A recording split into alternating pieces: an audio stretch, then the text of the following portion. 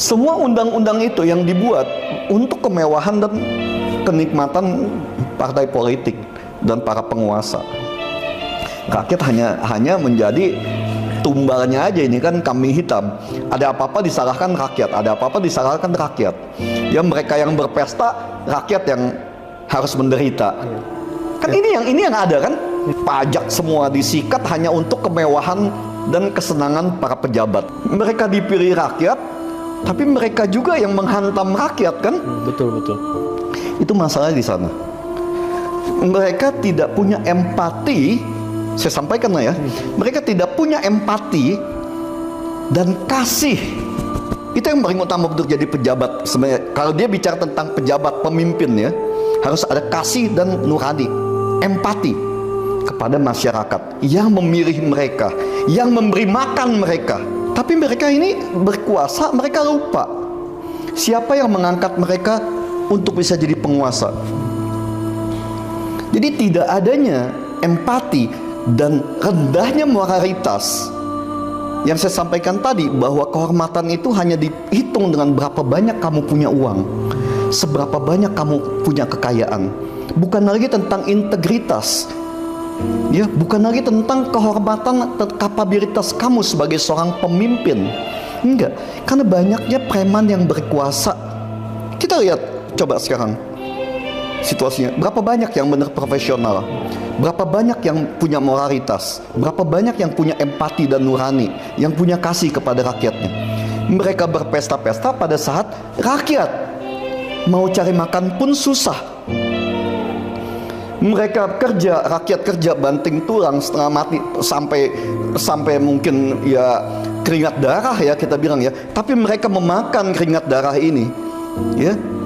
Jadi para anggota dewan ini seperti mereka menari di atas darah masyarakat, darah rakyat yang mengangkat dan memilih mereka. Itu masalah moralitas, ya, bukan masalah yang lain. Begitu banyak preman politik yang hanya karena berkeringat, yang dianggap katanya berkeringat. Ya kalau pengangguran tidak mau berkeringat untuk seperti itu, dia mau apa lagi? Kalau namanya pengusaha, nggak mungkin lah mereka bisa seperti itu kan. Berapa banyak saya menyumbang untuk bisa adanya relawan-relawan dari zaman Jokowi kan, untuk bisa berpartisipasi. Ayo kita sukseskan Jokowi pada hari itu 2013, karena kita anggap Jokowi bersih dan bisa membuat Indonesia ada masa depan yang lebih baik pasti. Karena kita menganggap Jokowi hari itu tidak punya hubungan dengan masa lalu, orang baru dan orang bersih. Ternyata kepemimpinan membuat Indonesia hari ini menjadi kacau balau kan. Sistem tata negara kita hancur, hukum kita sudah nggak jelas mau dijadiin apa. Lebih banyak preman daripada penegak hukum yang ada di dalam institusi itu. Lebih banyak pedagang hukum. Kan itu, bukan nggak ada yang baik saya bilang ya, tapi yang saya sampaikan tadi, lebih banyak banditnya dibanding mereka yang mengabdi untuk negeri ini. Yang tidak mau cawe-cawe untuk ikut korupsi, ya dia mundur, nggak ikut-ikutan. Tapi juga tidak ikut mengawasi dan memberantas atau membatasi korupsi itu. Jadi masing-masing ada yang cari aman, yang penting dapat jabatan, dapat kehormatan sebagai pejabat, dan dapat uang untuk gaji, tunjangan, dan semua segala macam. Yang punya kesempatan, mereka bermain bagaimana memeras rakyat dengan kekuasaan yang mereka punya. Rakyat sudah muak, kesabaran sudah hampir habis. Kita mengharapkan ada sedikitlah moralitas daripada penguasa ini untuk bisa merubah tabiat rakus dan serakah mereka. Tapi mereka ini menjual Pancasila, menjual kata-kata undang-undang dasar, menjual tentang ideologi kebangsaan hanya untuk berkuasa, hanya untuk memanipulasi dan menipu masyarakat seolah-olah mereka orang baik. Kata-kata nasionalis itu sudah terlalu banyak dimanipulasi untuk para penguasa ini berdagang.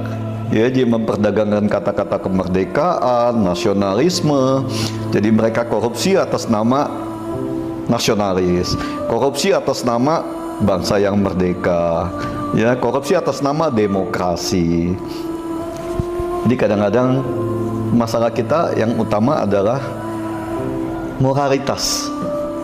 Ya, begitu rendahnya moralitas bangsa kita sehingga kehormatan dan martabat kita itu hanya diukur seberapa banyak kamu punya uang, seberapa banyak kekayaan kamu.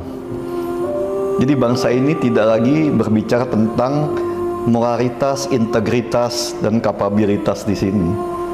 Ya, itu masalah kita. Kalau kamu berkasus itu, kamu punya berapa banyak uang untuk mengatur pasal yang ingin kamu beli. Kan itu. Ya, jadi masalah Markus itu bukan masalah baru. Ya, itu udah, ya memang cerita tentang Markus ini menggila dalam 10 tahun terakhir yang saya sampaikan itu kan ya. Kekuasaan Jokowi itu, hukum dan sistem tata negara kita itu amburadul. Bukan saya menjelekkan atau saya nggak suka dengan Jokowi atau rejimnya Jokowi ya. Nggak ada urusan juga kan. Kita juga nggak ada hubungan, kita nggak kenal, kita hanya tahu tentang pendidikan dan bagaimana mencerdaskan bangsa ke depan, serta bagaimana sih membersihkan korupsi. Walaupun kita yakin membersihkan korupsi itu nggak mungkin, ya. Nah, kita kembali kepada Markus ini. Markus ini kita sama-sama kita ketahui lah, nggak cuma ada di kejaksaan, ya. Baik di kepolisian, di KPK maupun di Mahkamah Agung, di peradilan ya. Itu kan semua masing-masing mempunyai kelompok-kelompok Markusnya sendiri kan. Dan itu sudah jadi rahasia umum. Kita masuk mana, kita mesti bayar kemana.